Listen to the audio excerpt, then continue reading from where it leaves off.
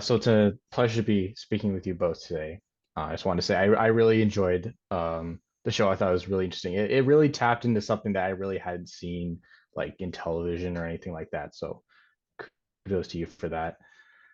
Um, I first wanted to ask, what kind of inspired you to explore this world of artificial intelligence through this like comedic sort of social media landscape?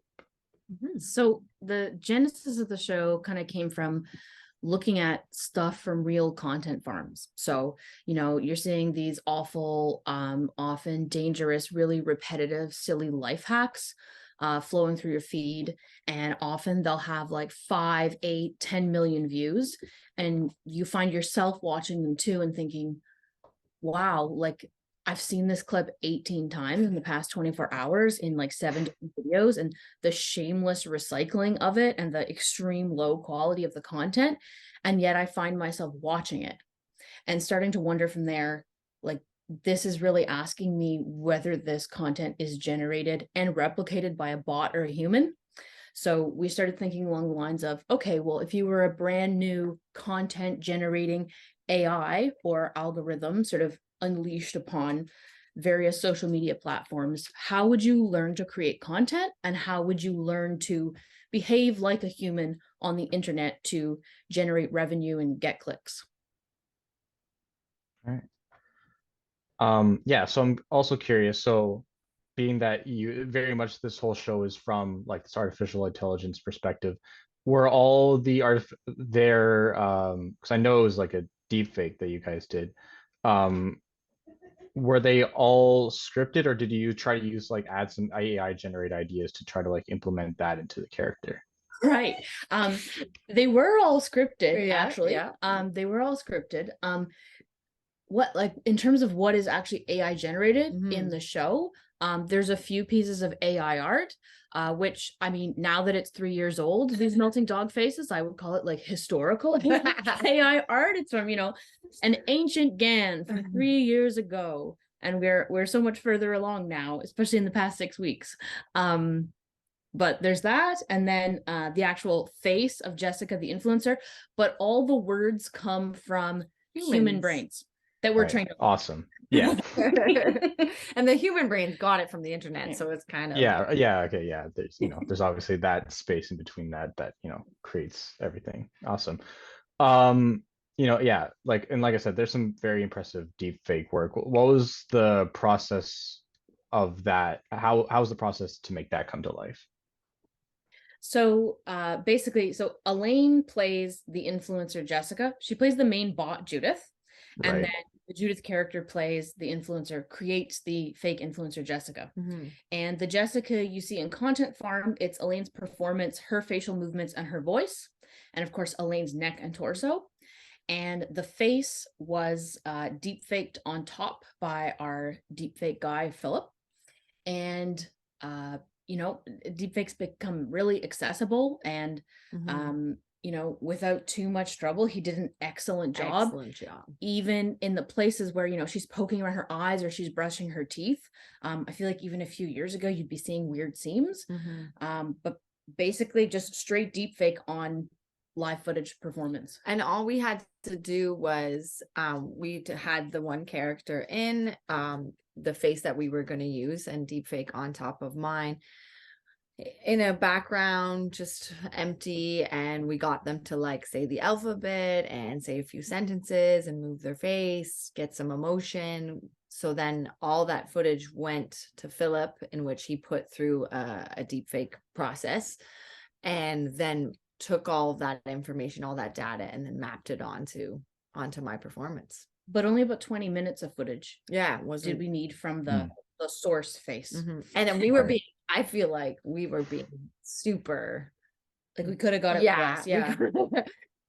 Someone could have just used their phone 3 times to unlock. Right. Probably could have made the same. Awesome. So I was just curious, so being that it covers all this stuff, what do you think you want like someone who watches your show to like to think about when they're thinking about like AI and like deepfakes and that whole content farm idea? For me, it's that the internet was created by humans, but it's not necessarily made of humans anymore. And so when we peer into the depth of the doom scroll and think, oh, that's disgusting, that makes me so angry, I can't believe they'd say that, oh my God, or wow, this person's gotten so famous so quickly, you should take a moment to consider, well, is that a person? And did people actually say these things? Obviously, since we started writing this thing 3 years ago, so many stories have come out about everything from chat bots to deep fake porn of celebrities to fake profiles. Like the list just goes on and on. But I think that's normalized in a way that we know it as a background fact, but you don't necessarily have everyone thinking that every single time they use social media.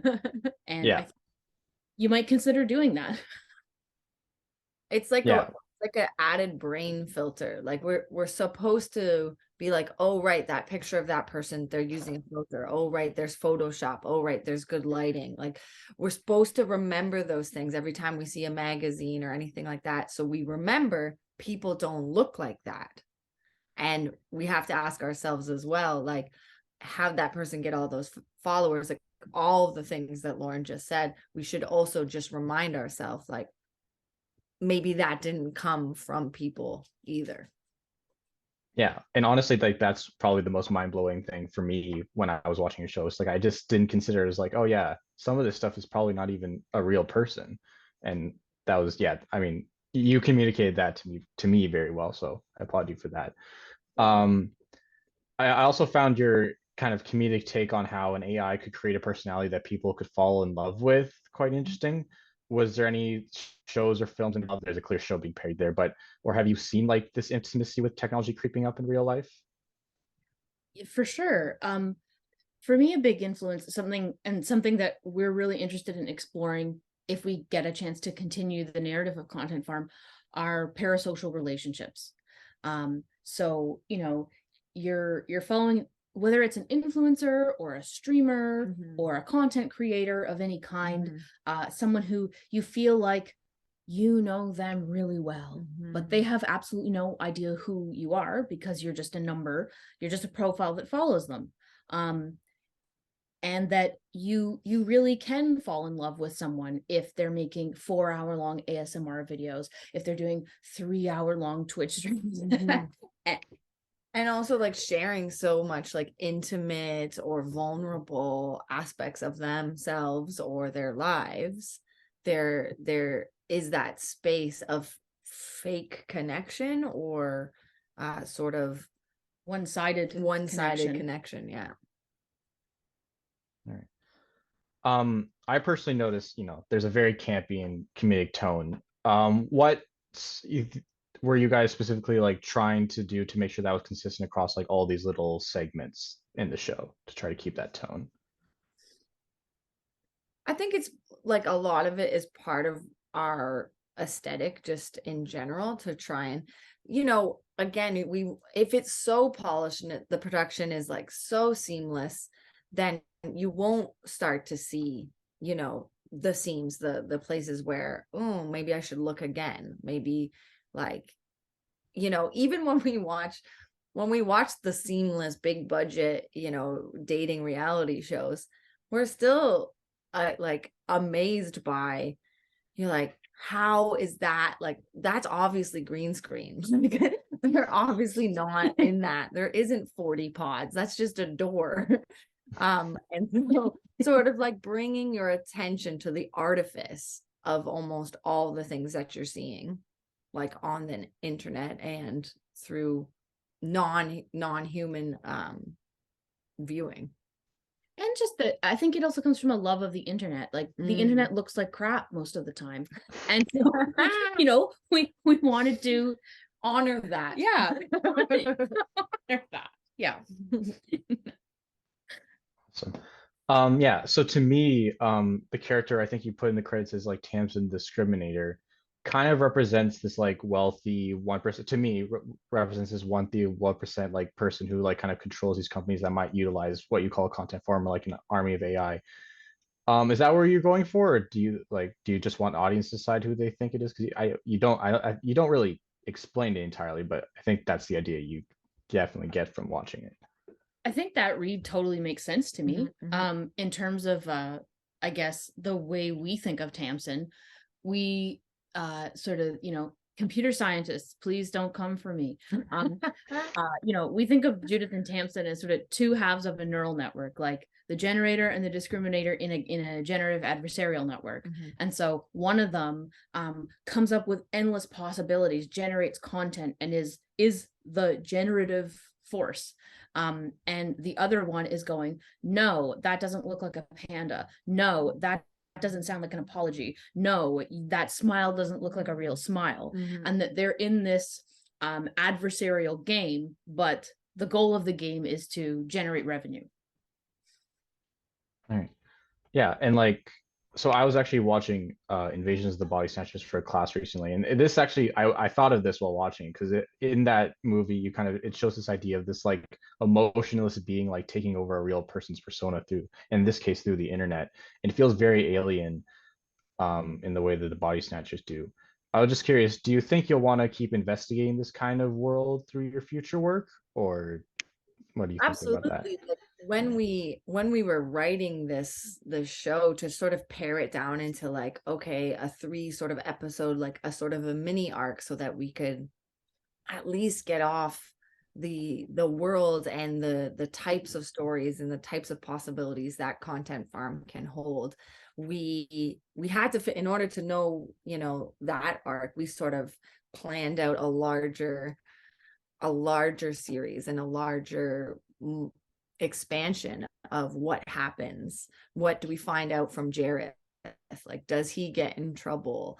Does he get confronted with what he made? How do you find those links? What happens to Todd and Darren? Is there, how many more versions of dating shows and Turing tests and AIs, and how do all those things converge? And we had so many that didn't even make the cut. We filmed like a whole extra series of shorts, like a whole storyline that didn't make this particular cut. So the endless possibilities of following along Judith and Tamsin and what they discover and different platforms they want to infiltrate, as well as having the sort of mini micro series inside sort of unfold and help unpack what they're up to.